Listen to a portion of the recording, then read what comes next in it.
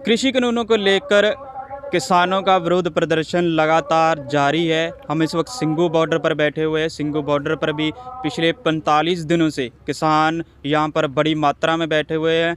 हमारे साथ राष्ट्रीय किसान मोर्चा के नेशनल प्रेसिडेंट रामश्रेष्ठ वर्मा जी हैं। वो भी काफ़ी दिनों से यहाँ पर प्रेजेंट रहकर सिंघू बॉर्डर पर यहाँ किसान आंदोलन को समर्थन कर रहे हैं। तो रामश्रेष्ठ वर्मा जी, आपका MNT पर स्वागत है। हाँ, मैं भी एमएन टीवी चैनल का आभार व्यक्त करता हूँ कि सच्ची खबरें पूरे देश और दुनिया में एमएन टीवी प्रचारित कर रहा है। बहुत बहुत आभार, धन्यवाद आपका। वर्मा जी, 45 दिन हो गए हैं आंदोलन को। सरकार टस से मस नहीं हो रही है। सरकार ने साफ मना कर दिया है कि हम बिल रद्द नहीं करेंगे। क्या कहेंगे इस पर आप? सरकार भी जान रही है कि अगर इस आंदोलन के माध्यम से हम कानून वापस ले लेते हैं तो हमारी जो क्रेडिट अभी तक गिरी है उसके बाद वो और गिर जाएगी। थोड़ा सा साख बचाने के चक्कर में सत्यानाश कराने के मूड में है। चूँकि ये लोग हमेशा सत्ता पर रहना पसंद करते हैं और सत्ता पर रह करके प्रजा का कभी भी बारे में सोचे नहीं, उनके हित के बारे में कभी भी नहीं। क्योंकि अगर वो हित में सोचेंगे तो उनका नुकसान होगा। अपने फ़ायदे के लिए नहीं मान रहे हैं, मानना ही होगा। जितना भी उन लोगों के द्वारा प्रयास किया गया अभी तक असफल रहे। क्योंकि सबसे बड़ा मैं एक बात बना देना चाहता हूँ इस चैनल के माध्यम से कि ये जो गोदी मीडिया है, अडानी अंबानी के टुकड़ों पर पलने वाली चलने वाली पैसों के बलबूते इस देशव्यापी आंदोलन को सीमित करना चाहता था। सिखों का आंदोलन बताने का कोशिश किया, पंजाब का आंदोलन बताने का कोशिश किया, हरियाणा का। लेकिन ये आंदोलन पूरे देश और दुनिया का विश्वव्यापी आंदोलन बन चुका है। ख़ास तौर से मैंने 17 तारीख से यहाँ कैंपिंग किया। उसके पहले भी जो 8 तारीख का भारत बंद का इन लोगों का आह्वान था तो राष्ट्रीय किसान मोर्चा कमोबेश 550 जिला मुख्यालयों पर इनके भारत बंद में समर्थन किया था, सहभागिता निभाया था। जो फिर 14 तारीख का इनका देशव्यापी आंदोलन था उस पर भी हम लोगों ने पूरा बढ़ चढ़ करके किया था। अब ये आंदोलन देशव्यापी विश्वव्यापी हो गया है। अभी आपने कुछ दिन पहले लेटर जारी किया है कि हम 550 जिलों में धरना प्रदर्शन करेंगे। का लगातार 6-7 दिन ये चलेगा। एक आंदोलन तो यहाँ चल रहा है, तो बाहर इस आंदोलन को अलग करने की क्या आपको वजह? जैसा कि अभी हमने बताया कि ये गोदी मीडिया और भारत सरकार और इनके जितने कैबिनेट मंत्री हैं ये रूप दे रहे हैं कि ये क्षेत्रीय है।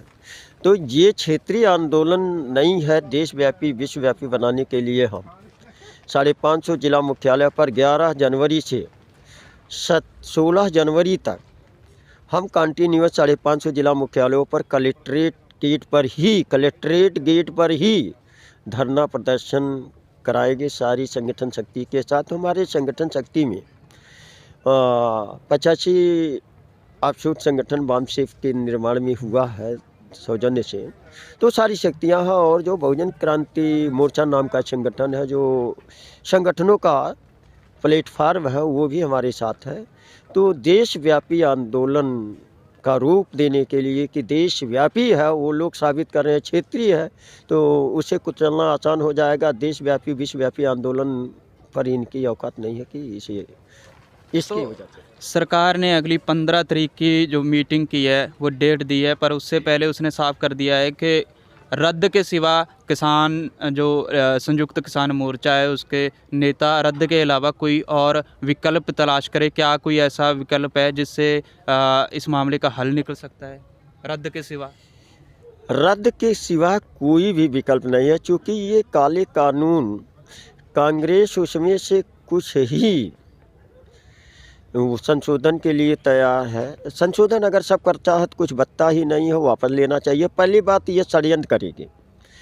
3 काले कानून किसान के विरोध में है और जिसमें सबसे खतरनाक जो पुराना कानून बना था 1955 में, आवश्यक वस्तु अधिनियम कानून 1955, वो सबसे डेंजरस है।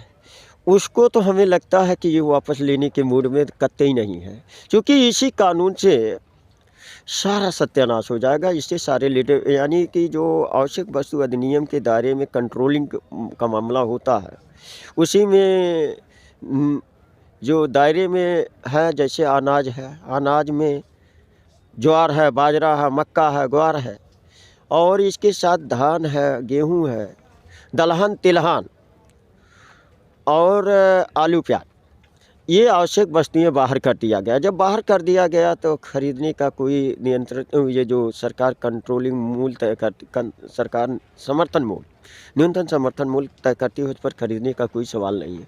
जब खरीदेगा ही नहीं तो एफसीआई गोदाम में रखेगा नहीं। जब एफसीआई गोदाम में नहीं जाएगा तो वहाँ जो पल्लेदार लगाए जाते थे, पल्लेदारों का छटनी और चपरासी से लेकर क्लास 1 तक, यानी रसद एवं खाद्य एवं रसद विभाग भी सारे कर्मचारी अधिकारी समाप्त कर दिए जाएंगे। आप काफ़ी दिनों से यहाँ पर हैं, तो यहाँ पर कुछ चीज़ों में बदलाव भी आया है, जो लोगों में एकता है, जो लोगों को राजनीतिक दलों के द्वारा बांटा गया था, तो लोग बंटना नहीं चाहते हैं, तो लोग एक आ रहे हैं। तो इसमें आपने क्या खास चीज़ देखी है कि जिस इसका आने वाले समय में प्रभाव पड़ेगा? सिख का मतलब होता है सीख। यह सिखों के द्वारा जो सीख मिली है किसानों, मजदूरों, भारतीयों को, या दुनिया में जो संदेश गया है सिख धर्म का, वास्तव में सीख लेने लायक है। यह माइनॉरिटी सिख पूरा अपना, सिख के पूरे परिवार मानने वाले एक एक पैसे का, एक एक मुट्ठी अनाज का शेयर कर रहे हैं। 50 कुंटल तो इस छोटे मंच पर बाधा इन्होंने दिया, हजारों लंगर चल रहे हैं इनके। सारा चीज़ इनका बड़े पैमाने पर चल रहा है। यह जो आप रजाइया देख रहे हो, सब सिख धर्म के गुरुद्वारे के माध्यम से हर जगह से आया, डोनेट कर रहे हैं लोग।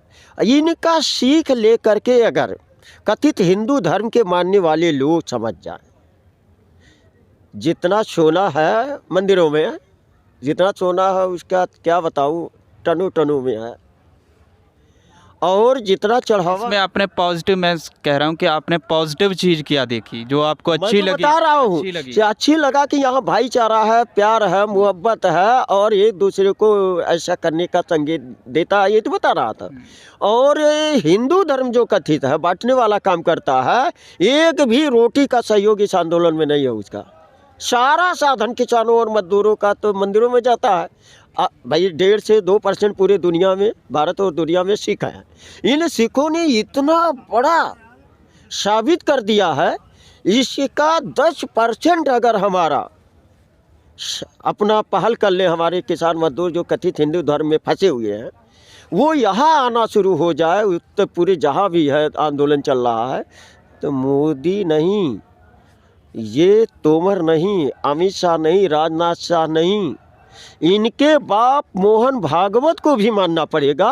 और कांग्रेस जो आरएसएस की अम्मा है, उसकी नायिका सोनिया गांधी है, जो कांग्रेस और भाजपा, यूपीए और एनडीए ने मिल करके ये किसानों को, मजदूरों को, उनके बच्चों को शिक्षा से वंचित करने का कानून बनाया, और जो पर्यावरण का कानून बनाया है वो उनको वापस हाल ही में लेना पड़ेगा।